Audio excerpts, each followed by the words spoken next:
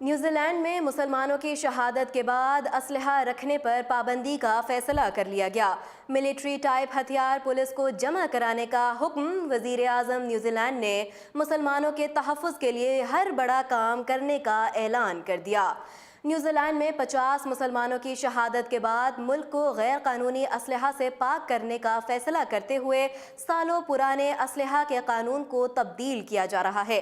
Media reports کے مطابق New Zealand حکومت نے اسلحہ کے لیے نئے قوانین متعارف کرا دیے اور ملٹری سٹائل ہتھیار فوری طور پر حکومت کے حوالے کرنے کا حکم جاری کر دیا۔ اسلحہ رکھنے والے سبھی حضرات کو حکومت کی طرف سے آگاہ کر دیا گیا کہ رواں برس اکتوبر تک سبھی لوگ اپنے اسلحہ سے متعلق مقامی حکومت کو ڈیٹیلز دیں گے اور جن لوگوں کے پاس ملٹری سٹائل اسلحہ ہے وہ حکومت کو جمع کرائیں گے۔ حکومت کی طرف سے کیے جانے والے اعلان کے مطابق سیمی آٹومیٹک ہتھیار اور ہائی کیپیسٹی میگزین والے گنز عوام کو اپنے پاس رکھنے کی اجازت نہیں ہوگی۔ اگر کسی کے پاس ایسی جدید گنز ہیں تو وہ فوری طور پر حکومت کے حوالے کریں گے۔ پولیس آفیسر سٹیورٹ نوش کے مطابق اس نئے قانون کا اطلاق رواں ماہ 12 اپریل سے کیا جائے گا۔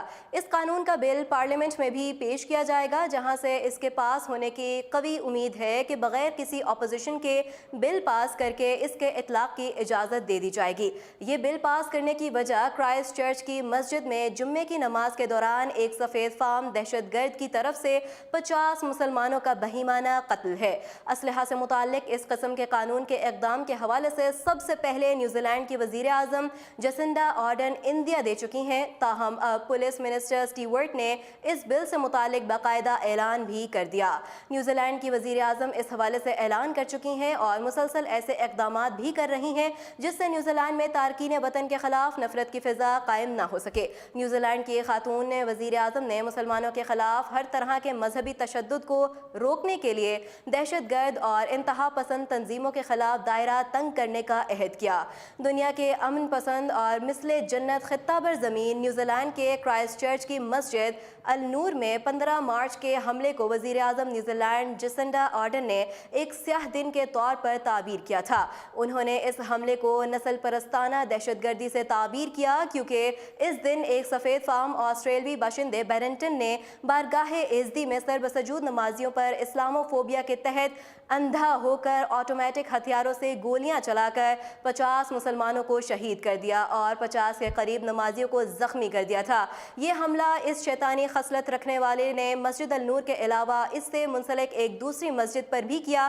اس وقت وہاں پر دنیا کے متعدد مسلم ممالک سے وابستہ مسلمان نماز جمعہ ادا کر رہے تھے۔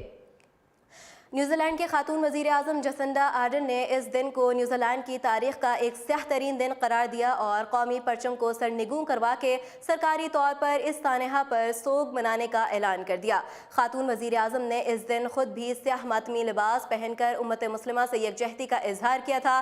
اتنا ہی نہیں بلکہ ایک غیر مسلم خاتون ہونے کے باوجود بذات خود کئی دکھ زدہ خواتین سے تعزیت کرنے کے لیے گئیں اور دکھ زدہ خواتین کو گلے لگا کر ان کو دلاسا دیا، جبکہ اگلے جمعے کے دن خود بھی پولیس کی وردی پہن کر نمازیوں کی حفاظت کے لیے بحیثیت ایک سنتری کا رول نبھایا۔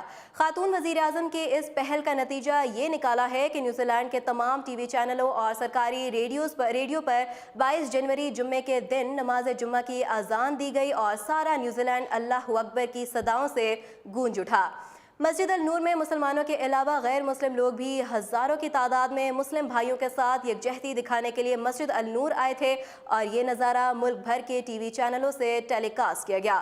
اس عظیم خاتون حکمران نے نیوزی لینڈ کے پارلیمنٹ میں تقریب شروع ہونے سے پہلے قرآن شریف کی تلاوت کروائی اور السلام علیکم کے فقرے سے اپنی تقریر شروع کی۔ اسی طرح سے سینٹرل لندن میں مسلمان اور غیر مسلم ہزاروں کی تعداد میں جمع ہو گئے اور اذان جمعہ کا مشاہدہ کر کے مسلمان بھائیوں سے یکجہتی کا اظہار کیا تھا۔ اب وزیر اعظم نے دہشت گردی اور انتہا پسندی کو روکنے کے لیے اسلحہ پر پابندی کا اعلان کر دیا۔ فی الوقت اتنا ہی۔ مزید اپڈیٹس جاننے کے لیے دیکھتے رہیے اردو پوائنٹ۔